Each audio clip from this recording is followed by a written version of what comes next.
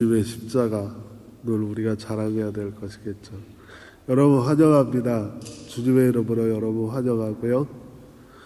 그리고 늘 주님의 십자가가 우리의 삶 속에 이렇게, 왜 옛날에 이집트에 갔더니 곱트라고 하는 기독교인들이 있더라고요. 네, 그 곱티 그 이집트에 있는 기독교인들인데, 그 사람들 그 신앙의 특징이 몸 어떤 곳에 십자가 문신을 갖는 거라고 그러더라고요. 상점에 들어갔더니 곱티 여자가 이렇게 자기 십자가가 여기 문신으로 새겨져 있는 거 보여주던데, 우리 모든 삶 속에 주님의 십자가가 늘 자랑스러우시길 주의 이름으로 간절히 축원을 드립니다. 오늘은 다들 날씨가 좋은, 비 왔는데 어디들 가셨나 좀 썰렁합니다. 그죠? 그래도 하나님 말씀 전하도록 하겠습니다. 사실 요즘 제가 뉴스를 보면서 늘 기도하는 건 제발 좀 남한이든 북한이든 미사일 자랑 좀 그만 좀 했으면 좋겠어요. 다 사람 죽이는 무기인데 그렇게 자랑해서 뭐 하려고 그러는지.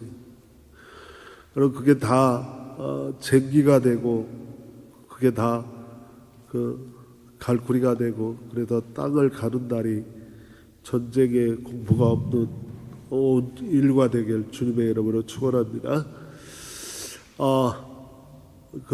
문화체육부였나요? 옛날에 문화체육부 장관이었던 이어령 교수님 혹시 아세요? 이어령 교수님이 좀 쓴소리를 많이 했습니다. 그분이 쓴 책 중에 아들이여 이 산하를 이라고 하는 책이 있습니다. 혹시 만나게 되면 재밌게 읽어주시길 바랍니다. 그냥 수필집인데, 이 책에 이어령 교수가 재미난 얘기 하나를 해서 그 얘기로 오늘 말씀을 시작하려고 합니다. 이어령 교수님이 살던 마을인지 아니면 다른 마을인지, 마을에 그 수염이 긴 노인네 한 분이 계셨대요. 이분은 평생 그 긴 수염, 그 멋있는 수염을 자신의 자랑거리처럼 여기고 살았답니다. 그래서 외출을 할 때 되면 늘 수염에 가장 신경을 쓰고, 어느 날 이 노인이 그날도 수염을 멋지게 하고 외출을 하고 있는데, 동네 아이가 하나 쫄쫄쫄쫄 쫓아오면서 할아버지 할아버지 그렇게 불러요. 그래서 그 노인이 왜 그랬더니 이 녀석이 아주 뻔뜩거리는 아주 재치있고 재미나고 고민에 빠뜨리는 질문 한 가지를 해서 할아버지한테 뭐라고 질문했냐면, 할아버지 주무실 때 그 수염을 이불 바깥에 넣고 주무세요? 아니면 이불 안에 넣고 주무세요? 다행히 수염 기신 분이 없어서 그 질문을 받고 나니까 이 할아버지가, 노인이 고민에 빠진 거예요. 이게 자기 턱 밑에서 몇십 년 동안 있었던 수염인데, 이게 이불 바깥에 있었는지 이불 안에 있었는지 도저히 모르겠는 거예요. 그래서 그랬대요. 내가 오늘 자보고 얘기를 하겠다고. 그래서 잠잘 시간이 돼서 이 할아버지가 생각을 해보니까 역시 수염은 어디 이불 바깥에 있는 게 좋을 것 같다 해서 잠자리에 누워서 이불 바깥에 수염을 딱 꺼내놨는데 잠이 안 오는 거야. 잠이. 왜 잠이 안 올 거야? 썰렁해서. 자꾸만 이렇게 수염을 통해서 한기가 자신의 몸 안에 들어오는 거예요. 그래서 야, 이건 아닌가 보다 라고 생각해서 이번에는 수염을 이불 안에 집어넣고 잠들려고 했는데 도저히 잠이 안 오는 거예요. 왜 잠이 안 와요? 답답해서. 이 할아버지는 그날 밤에 자다가 깨다가 결국 결론을 못 내렸습니다. 그래서 어린아이한테 아직도 그 대답을 못 해줬대요. 왜 이 얘기를 꺼냈냐 하면, 우리가 몇십 년 동안 가지고 있었던 어떤 문제에 대해서도 우리가 어떤 반응을 가질지를 정확하게 우리가 이거다 아니면 이거다라고 이야기하지 못한다는 거죠. 그러니까 똑같은 문제, 똑같은 사건을 어떤 사람이 만나도 그 똑같은 문제와 똑같은 사건에 대해서 반응이 서로 다를 수 있다. 심지어는 자기가 몇십 년 동안 턱 아래 가지고 있었던 수염에 대해서 이게 요 바깥에 있었는지 요 아래에 있었는지 도저히 자기 몸의 반응을 이건지 저건지 모르듯이 여러 가지 반응이 있듯이 모든 사건과 모든 문제 앞에 모든 사람은 여러 가지의 반응을 가질 수 있다는 거죠. 이런 생각을 가지고 오늘 본 말씀 요한복음 11장을 넘어서도 요한복음 전체를 좀 긴 시간 안 되도록 말씀을 나누려고 합니다. 오늘 예수님은 베다니, 오늘 본 말씀 요한복음 11장에서는 예수님이 베다니라고 하는 마을로 향하고 계세요. 왜 예수님이 베다니로 가고 계시냐 하면 베다니에 예수님이 특별히 생각하는 사람들이 살고 있어요. 마리아, 마르다, 나사로. 그들은 예수님에게 특별히 사랑을 받던 사람들이잖아요. 그런데 예수께서 베다니로 지금 향하고 계시는 까닭은 마리아로부터 좀 황급한 소식이 전해왔기 때문이에요. 그게 뭐냐 하면 오라비 나사로가 거의 죽어가고 있다라고 하는 소식을 들었어요. 보통 사람이라면 사랑하는 나사로가 죽어가고 있다는데 황급하고 성급 바쁘게 가야 될 텐데 요한복음 11장을 보면 예수님은 그렇게 황급하거나 서두르는 기색이 보이질 않아요. 왜 그럴까요? 어쨌든 예수님은 서두르지 않고 베다니로 가고 계세요. 처음에 들려왔던 소식은 나사로가 죽어갑니다 라고 하는 소식이었어요. 조금 있다가 또 소식이 오는데 뭐라고 하냐면 나사로가 죽었습니다. 이제 베다니로 가고 계시던 예수님의 목적이 바뀌는 거죠. 나사로가 죽어가고 있을 때 예수님이 베다니로 가는 까닭은 죽어가고 있는 나사로를 살리시기 위해서 그 병을 치유하기 위해서 회복시키기 위해서 가는 거죠. 하지만 나사로가 죽었다라고 하는 소식을 들은 예수님은 뭐하러 가는 거죠? 이제 뭐하러 가는 겁니까? 문상하러 가는 거죠. 이미 죽어버린 사람에게 뭐가 필요하겠습니까? 예수님은 이제 베다니에 가서 참 안 됐다. 내가 조금만 더 일찍 왔으면 너를 살릴 수 있었을 텐데 편안히 쉬어라. 이런 문상 정도로 알아 이제 목적이 바뀐 거예요.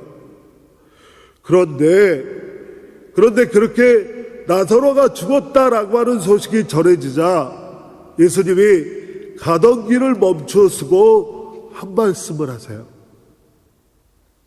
그게 요한복음 11장 25절과 26절 말씀인데 나사로가 죽었다라고 하는 이야기를 듣자 예수님이 베다니도 가던 발걸음을 멈추고 서서 그가 요한복음 11장 25절 26절에서 뭐라고 말씀하시냐면 나는 부활이요 생명이니 나를 믿는 사람은 죽어도 살고 살아서 나를 믿는 사람은 영원히 죽지 아니할 것이다.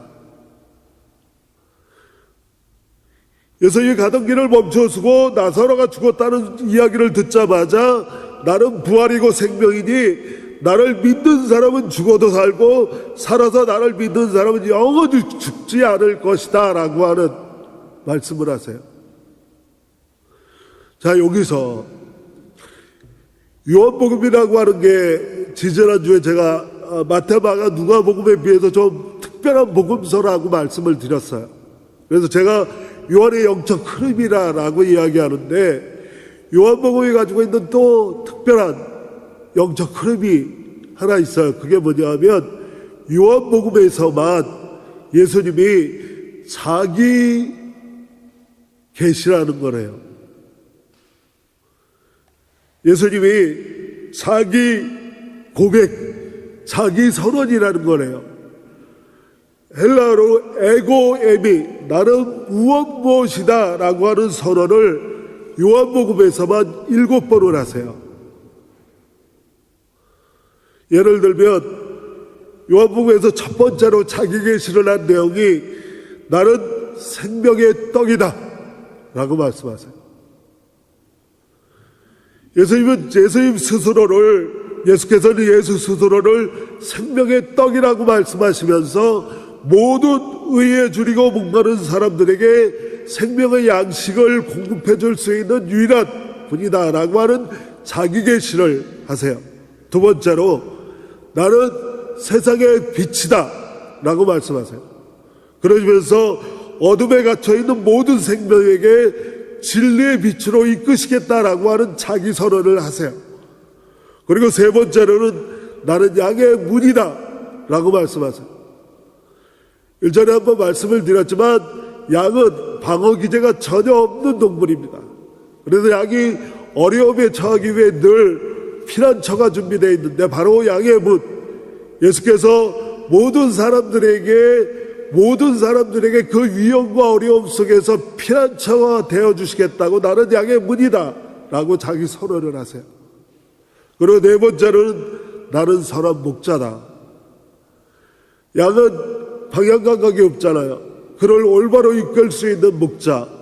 우리 역시도 향방을 잃어버린, 갈 목적과 방향을 잃어버린 사람들이기에 우리의 갈 목적과 방향을 알려주시겠다고 나는 선한 목자다라고 네 번째로 자기 선언을 하세요. 그리고 다섯 번째가 오늘 말씀이에요. 나는 부활이고 생명이다. 이 말씀은 바로 내가 생명의 주인이다. 생명이 주인이 있답니다. 그 주인은 예수님이다. 예수님은 자기 스스로의 생명뿐만 아니라 모든 생명의 주인이 되신다라고 나는 부활이고 생명이다.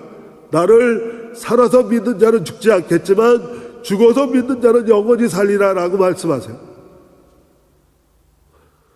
그렇기 때문에 예수는 자기 계시를 통해서 나는 부활이고 생명이다라고 말씀하시고 여섯 번째로는 나는 길이요 진리요 생명이다라고 말씀하세요. 그래서 모든 진리의 길, 살아갈 길을 찾고 있는 사람들에게 길이 되어 주시겠다라고 말씀하세요. 일곱 번째는 나는 참 포도나무다라고 말씀하세요. 자, 요한복음은 예수님을 특별히 자기 계시, 자기 선언을 통해서 예수님 자신이 나는 곧 생명의 떡이요, 나는 세상의 빛이요, 나는 양의 문이요, 나는 선한 목자요, 나는 길이요 진리요 생명이요, 나는 참 포도나무다 라고 말씀하시면서 오늘 본문에서는 나는 부활이고 생명이라고 말씀하시는 까닭은 바로 예수님이 죽은 나사로, 비록 지금은 죽음이 그의 생명을 빼앗아 갔지만 원래 그 생명은 누구 거예요? 예수님 거예요. 그래도 모든 생명의 주인이 자기 힘을 가다 말고 선포하세요. 이제 예수님 모든 사람들에게, 자신을 따르고 있는 사람들에게 모든 생명의 주인이 비록 지금은 나사로의 생명이 죽음에게 빼앗겼지만 그 생명의 주인이 나이기 때문에 되돌릴 수 있다라고 하는 선언을 하시고 베다니에 도착하세요. 그리고 이미 죽어버린 나사로의 무덤 앞에 서시죠. 그리고 나서 예수께서 말씀하세요. 나사로야, 나오너라.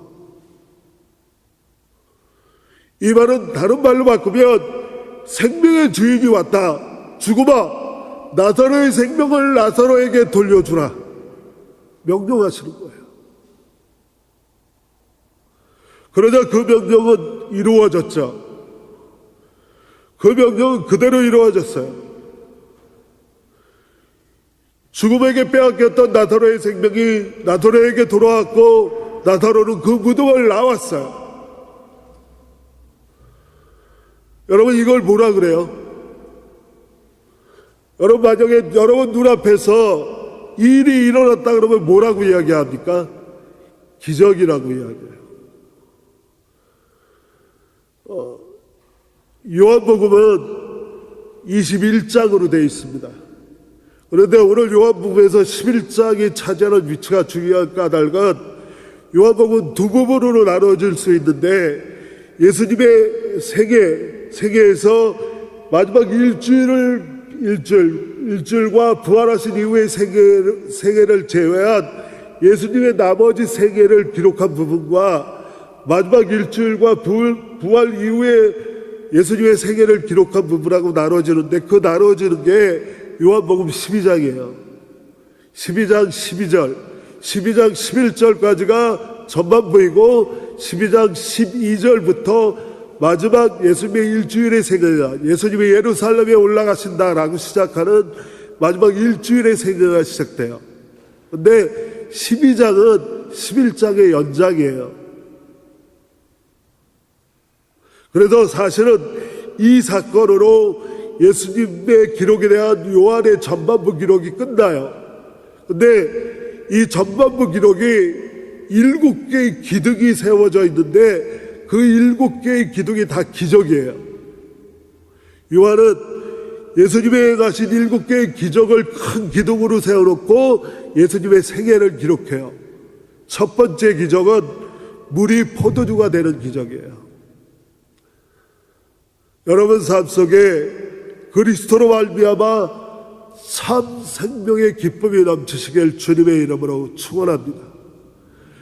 물이 포도주가 된 이 기적은 기쁨이 사라져 버리는 그 현장에 들어가셔서 그 기쁨이 더 이상 사라지지 않도록 물이 변하여 포도주가 되게 하신 사건이 첫 번째 기적이에요. 두 번째 기적은 신의 아들을 치유하셨어요. 죽어가고 있는 신하의 아들, 왕의 신하의 아들을 고치심을 통해서 영원한 생명의 주인이 예수 그리스도에게 있음을 선언하세요. 그리고 세 번째 기적은 38년 된 병자를 고치는 기적이에요. 38년 동안 무언가 꽉 얽매여서 도저히 자유롭지도 해방된 영혼으로 살지 못하던 사람들에게 그 사람들을 억압하고 누르고 짓누르고 있는 것들을 다 해체해서 그를 자유롭게 하고 해방시켰던 그 기적이 바로 38년 된 병자를 치유하신 기적이에요. 네 번째 기적은 오병이어의 기적이에요. 예수님이 물고기 2마리와 떡 5개로 5,000명을 먹이신, 이것은 그를 통해 우리가 일용할 양식을 구할 수 있음을 하나님이 우리에게 선포하신 거예요. 그리고 다섯 번째 기적은 무리를 걸으시는 거예요. 예수께서 파도 치는 갈릴리 바다의 그 나룻배 위에서 그 파도 풍랑 치는 갈릴리를 향해 명령하시죠. 잠잠하라. 그 명령이 저와 여러분의 삶 속에 있길 주님의 이름으로 축원합니다. 살다가 보면 마치 파도가 치는 것처럼 우리의 삶 속에 문제와 사건들이 풍랑처럼 다가올 때가 있어요. 그때 여러분은 이걸 기억하십시오. 그분은 그 모든 풍랑처럼 다가오는 시련과 어려움을 잠잠케 하시는 분이라고 하는 사실을, 그래서 그걸 잠잠케 하시고 무리를 걸으셨어요. 그리고 날 때부터 속였는 자를 치유하시죠. 우리는 속용과 마찬가지예요. 여러분 잘 아시는 것, 잘 보고 계시는 것 같지만 사실은 우리가 보는 건 한계가 많아요. 우리 눈뜬 장님과 같아요. 그런데 그 속용을 보게 하시는 분이 예수 그리스도입니다. 그리고 마지막 기적이 바로 죽은 나사로를 살리시는 기적이에요. 모든 생명의 주인이 예수 그리스도임을 선언하죠.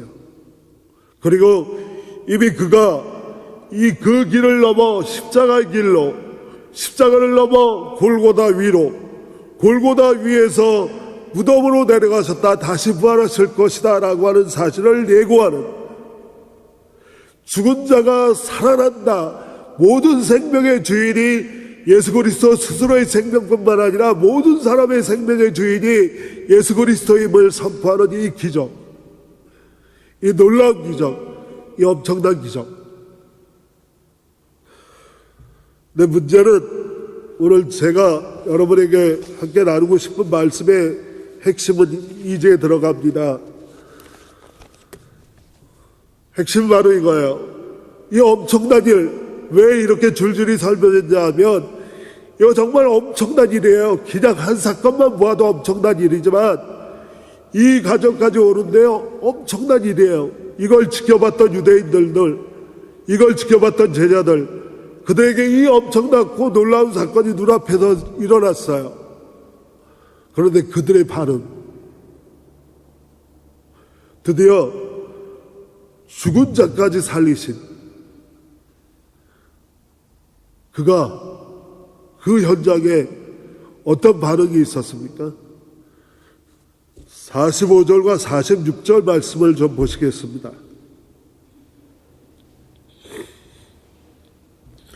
45절에는 이렇게 되어 있습니다. 마리아에게 왔다가 예수께서 하신 일을 본 유대 사람들 가운데 많은 사람들이 예수를 믿었다. 이건 엄청난 사건을 본 사람들의 당연하고 합당한 반응이에요. 46절을 보세요. 46절에 그 가운데 몇몇 사람이 바리새파 사람들에게 가서 예수가 하신 일을 그들에게 알렸다라고 되어 있습니다. 첫 번째 반응인 45절은 예수께서 하신 일을 보고 많은 사람이 예수를 믿게 됐어요. 이 사건을 통해 더 구체적으로 예수를 알게 됐고, 이 사건을 통해 더 확실하게 예수가 누구인지를 알게 된 사람들이 그가 우리의 생명의 주인임을 알고 예수 그리스도를 믿게 된 거예요. 이건 당연한 반응이에요. 근데 두 번째 반응은 이 사람들이 그 이러한 일들을 가지고 바리새파 사람들에게 갔고, 바리새파 사람들은 공의회를 모이도록 했어요. 공의회로 모였던 그들이 무엇을 결정했냐 하면 죽여야 된다. 죽이자. 도저히 살려둬서는 안 되겠다. 드디어 그가 죽은 자까지 살렸다. 그를 놔뒀다가 반란이 일어나든지 아니면 우리가 가지고 있던 모든 것을 잃어버리든지 아니면 우리가 도리어 저들을 믿는 자들에게 돈을 받게 생겼다. 죽여라.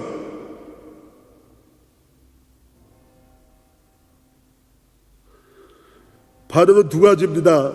생각해 보십시오. 처음 말씀드렸던 그 턱 밑에 몇십 년 동안 있었던 이 수염, 이 엄청난 일이 엄청나고 놀라운 일 앞에서 어떤 사람들은 예수를 더 분명하고 확실하게 알게 돼서 예수를 믿게 되는데, 어떤 사람은 더 확실히 하니까 죽여라.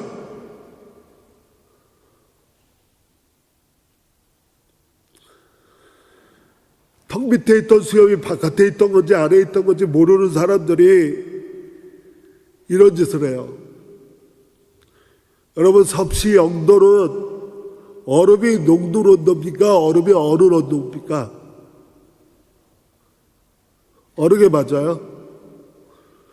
화씨 32도 섭씨 영도는 얼음이 얼은 온도입니까? 얼음이 녹아내리는 온도입니까? 이게 사람이에요. 더운 지방에 사는 사람들은 섭씨 영도가 야 드디어 얼음이 얼은 온도가 됐다라고 하는 온도이고요. 정말 극지방에서 춥게 사는 사람들은 섭씨 영도가 야 드디어 눈이 녹는다, 얼음이 녹는다, 봄이 온다라고 하는 영도래요. 이 똑같은 섭씨 영도를 두고 어떤 사람들은 얼음이 얼고 어떤 사람은 얼음이 녹아요. 요한복음 12장에 이 다음 제가 요한복음 11장의 연장이라고 말씀드렸던 요한복음 12장에 무슨 사건이 나오냐면 마리아가 나도 갑을 빼서 예수님의 발에 붓고 머리털로 예수님의 발을 닦아요. 비싼 걸로, 엄청나게 비싼 향유로.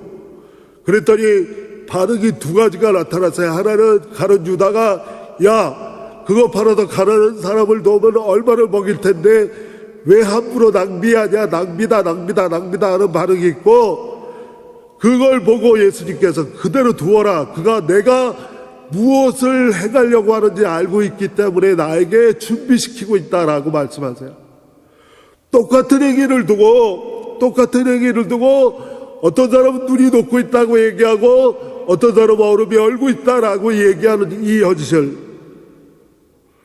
무엇을 말씀드리려고 하냐면 이 말씀만 드리고 마치려고 합니다. 여러분 잘 아는 말씀. 왜 이런 얘기를 끊었고 왜 이렇게 얘기하는지. 얼마 전에 김강우 집사님이 그 사랑방에 올려놓은 장영도 목사님 설교하시는 거 너무 재밌게 잘 들었어요. 거기서 그 얘기 안 나오세요? 이 메뚜기들아, 보신 분만 알아요. 이 밥들아, 이 얘기는 예수님 이스라엘 백성이 출애굽하고 나서 바란 광야 가데스라고 하는 곳에 도착을 합니다. 가데스라고 하는 곳을 기억하세요. 가데스라고 하는 곳에 도착한 이스라엘 백성이 모세의 명령을 따라 12지파가 다 모여서 각 지파에서 제일 똑똑한 놈 한 놈씩을 뽑았어요.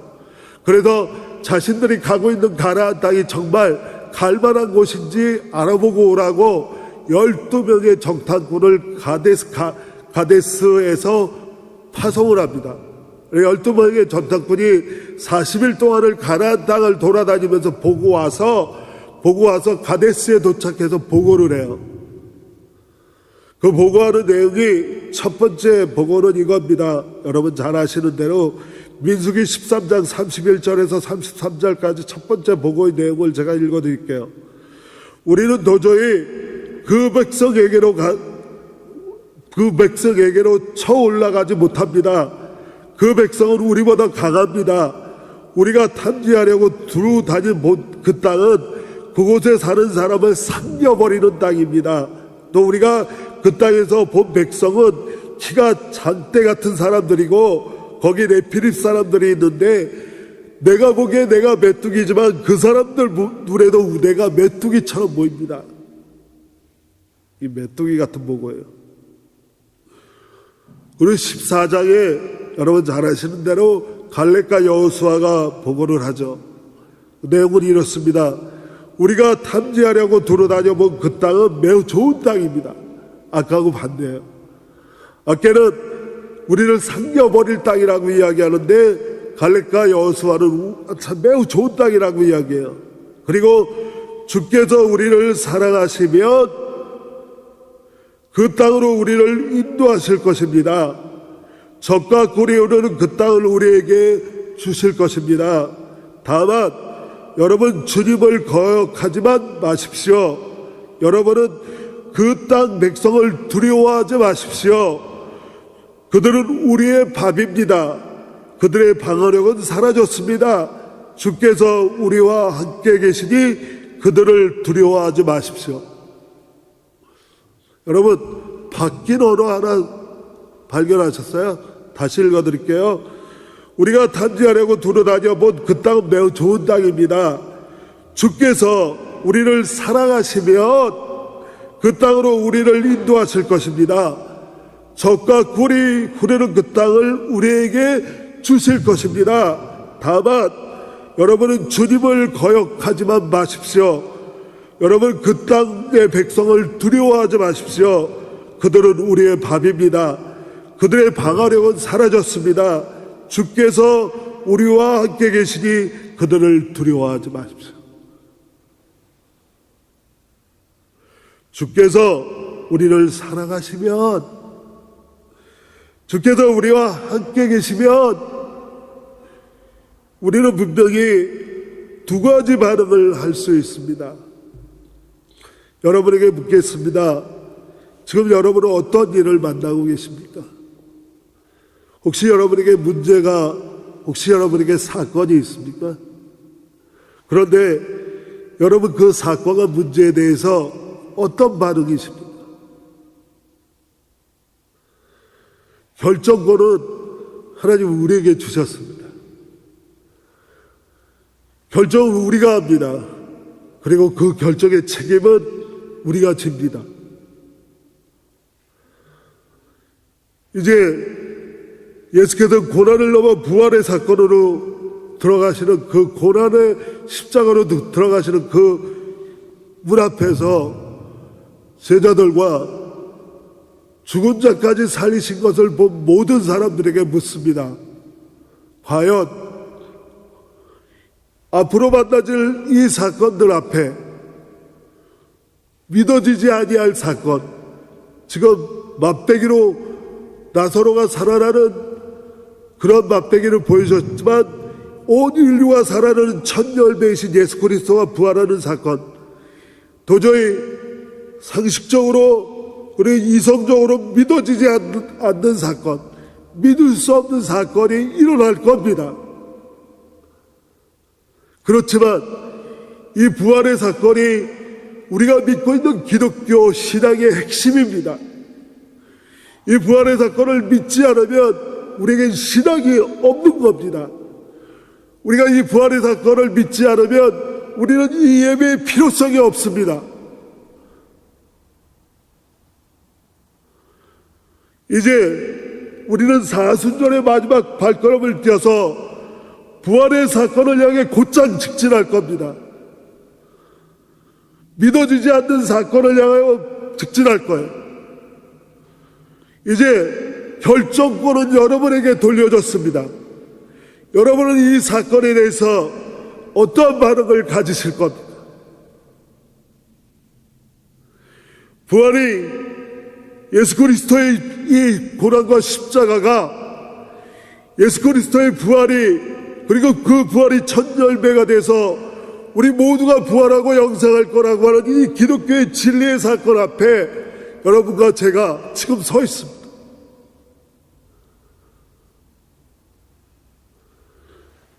여러분의 반응이 무엇인지는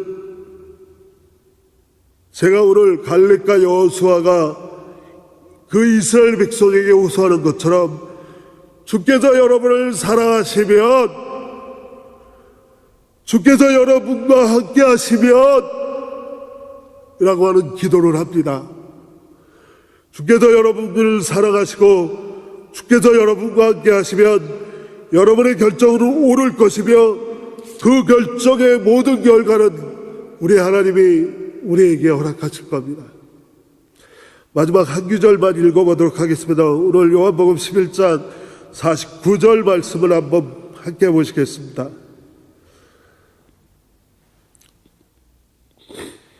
요한복음 11장 49절 말씀은 이렇습니다. 시작. 여러분이 읽으십시오. 시작.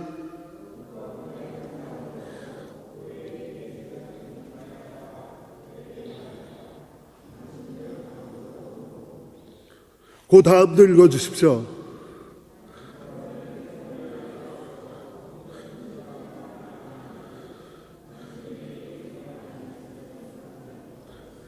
네, 한 사람이 백성을 위하여 죽으면 죽어서 백성을 위하여 죽어서 민족 전체가 망하지 않는 것이 당신에게 유익한 것이요 라고 말하는 이 말의 주인공, 이 말을 하는 사람이 누구냐 하면 가야바입니다. 가야바가 누구예요? 바로 조금 아까 말씀드린 바리새파 사람들에게 전했던 그 말을 듣고 공의회가 모였고 그 공의회에서 예수를 죽이자라고 내린 판결을 가지고 그날 밤에 예수님이 잡혀오자마자 가야바의 법정에서 예수 사형이라고 결정을 내린 사람이 가야바입니다. 그 가야바의 이름, 그 가야바의 입에서 한 사람이 백성을 위해 죽어서 민족 전체가 망하지 않는 것이 당신들에게 유익하다라고 하는 말이 나왔어요. 아침 예배를 나오신 분들은 사도 바울이 로마서 5장을 붙들고 이 한 말 때문에 하나가 전체에게 어떤 영향을 미치는지를 5장 내내 설명하고 있던 걸 알게 될 것입니다. 에노스 하나가 판토스라고 하는 전체를 향해 아담 한 사람이 범죄함으로 모든 사람이 범죄에 속하였고 예수 그리스도 한 사람이 죽음으로 모든 사람이 그 죄에서 해방받았다라고 하는 하나와 전체의 역학, 그 말이 이 가야바의 입에서 나옵니다. 이 말에 대한 요한이라고 하는 기록자의 해석은 그 다음 절에 있습니다. 이 말은 가야바가 자기 생각으로 한 것이 아니다. 그러면서 한마디만 하겠습니다. 하나님은 여러분의 반응이 어떻든지 간에, 하나님은 여러분의 반응이 어떻든지 간에 하나님은 하나님의 일을 하십니다. 하나님은 망설임 없이 하나님의 일을 하실 겁니다. 십자가를 넘어 부활에 이르고 그 부활이 천절배가 되어서 모든 믿는 자에게 부활의 역사가 일어나는 그 하나님의 일을, 하나님은 우리의 반응이 어떻든지 간에 그 일을 이루어 가실 겁니다. 이제 우리에게 과연 이 사건이 내가 믿음으로 결정해서 그 사건과 동일하게 그 사건에 올바로 응답해서 그 하나님의 하시는 일에 동참하는 것인가, 아니면 동참하지 못한 채 쓰러져 갈 것인가만을 결정하도록 되어 있습니다. 사랑하는 여러분, 하나님의 이루어 가시는 일에 동참하시길 바랍니다. 낙심하지 마시고 낭망하지 마시고 믿음이 없는 결정하지 마시고, 하나님이 여러분을 사랑하시면, 하나님이 여러분과 함께 하시면 여러분에게 하나님이 인도하시는 올바른 결정을 통해 하나님이 이루어 가시는 일에 동참하는 저와 여러분이 되시길 주님의 이름으로 축원합니다. 기도하겠습니다. 하나님 감사합니다. 거룩하고 복된 주일 주님 앞에 나와 예배하게 하시고, 주께서 우리에게 말씀하신 대로 하나님의 일을 행하고 이루어 가는데 우리의 결정은 큰 도움이 되지 않지만 우리는 주의 하시는 일에 동참할 수 있는 큰 은혜를 이 시간 얻게 하여 주옵소서.